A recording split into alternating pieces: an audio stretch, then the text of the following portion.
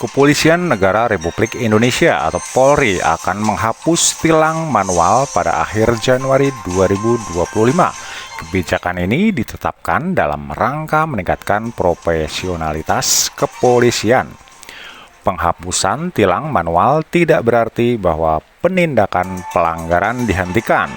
Penindakan pelanggaran lalu lintas hanya akan dilakukan menggunakan e-tilang baik statis maupun mobile serta dengan melaksanakan teguran kepada pelanggar lalu lintas.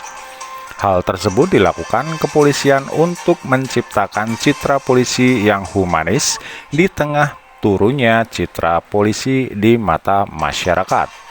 Karena jika penegakan hukum masih melibatkan kontak langsung dengan masyarakat, maka akan ada nilai negatif yang melekat pada kami, ungkap Dirlantas Polda Metro Jaya Kombes Latif Usman dilansir laman Korlantas Polri dikutip Selasa 28 Januari 2025.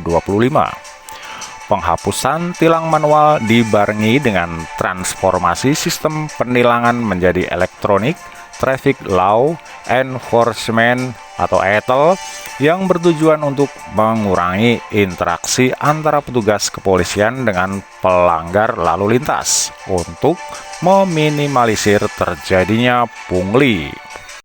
Aturan untuk penindakan pelanggaran di jalan dengan alat elektronik ini diatur dalam pasal 272 UU nomor 22 tahun 2009 yang menyebutkan bahwa untuk mendukung kegiatan penindakan pelanggaran lalu lintas dan angkutan jalan dapat digunakan peralatan elektronik dan hasilnya dapat digunakan sebagai alat bukti di pengadilan. Untuk mendukung penindakan pelanggaran lalu lintas berbasis elektronik, saat ini telah diterapkan ETL statis dan mobile. Berikut perbedaan antara sistem ini. ETL statis adalah sistem tilang yang pertama kali diterapkan di wilayah hukum Polda Metro Jaya dan akan diterapkan di 34 Polda di Indonesia. Pada sistem ini, kamera CCTV yang dikelola oleh petugas di Manajemen Traffic Center Polri akan merekam pelanggaran lalu lintas. Apabila terjadi pelanggaran, petugas akan mengirimkan surat pemberitahuan kepada pemilik kendaraan yang berisi permohonan kepada pemilik kendaraan untuk menginformasi pelanggaran tersebut. Jika sudah dikonfirmasi, maka pengendara akan mendapatkan kode BRIVA untuk membayar denda lewat Bank BRI. Dan jika mengabaikan surat konfirmasi atau tidak dilakukan pembayaran dendanya, sanksinya adalah pemblokiran STNK. Sementara ETL Mobile merupakan sistem penindakan pelanggaran yang terpasang di kendaraan polisi ataupun menggunakan gawai handphone. Penindakan tersebut hanya bisa dilakukan oleh petugas kepolisian yang berkompeten dan sudah memiliki surat tugas untuk menggunakan kamera handphone dan tercatat nomor emailnya. ETL Mobile hanya berlaku untuk menindak para pengendara yang melakukan pelanggaran seperti tidak memakai helm, melawan arus, parkir tidak pada tempatnya, dan pelanggaran-pelanggaran yang tidak terjangkau ETL statis.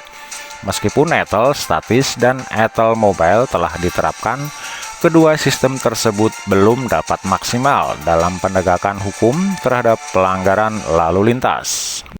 Adapun proses pengiriman surat tilang ke rumah pelanggar juga dinilai membutuhkan waktu dan biaya yang cukup besar.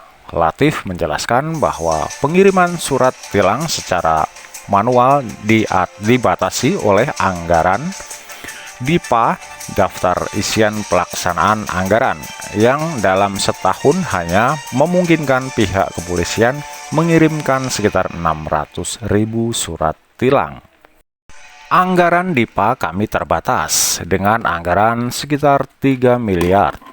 Hanya sekitar 600.000 pelanggar yang bisa kami tindak dengan surat tilang setiap tahunnya, katanya. Sebagai gantinya, Polda Metro Jaya akan menerapkan sistem cakra presisi. Dengan cakra presisi, pemilik kendaraan yang melanggar lalu lintas akan dikirimi notifikasi dari WhatsApp secara real time. Dengan sistem ini, polisi tidak perlu lagi mengirimkan surat tilang fisik ke rumah pengendara, sehingga dapat lebih efisien dalam menangani pelanggaran lalu lintas.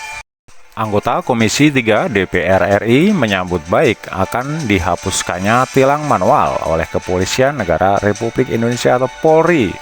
Kebijakan ini diharapkan dapat meningkatkan profesionalitas kepolisian. Saya menyambut dengan baik langkah kepolisian untuk menghapus tilang manual dan sepenuhnya beralih ke sistem tilang elektronik. Kebijakan ini merupakan upaya konkret untuk meningkatkan transparansi, profesionalitas, dan akuntabilitas dalam penegakan hukum di bidang lalu lintas, ungkap anggota Komisi 3 DPR RI Surahman. Dengan sistem elektronik, cari-cari kesalahan oleh oknum polisi dapat diminimalkan sehingga masyarakat merasa lebih nyaman dan terlindungi. Dari Jakarta, Radarnet TV Hadi Purwono mengabarkan.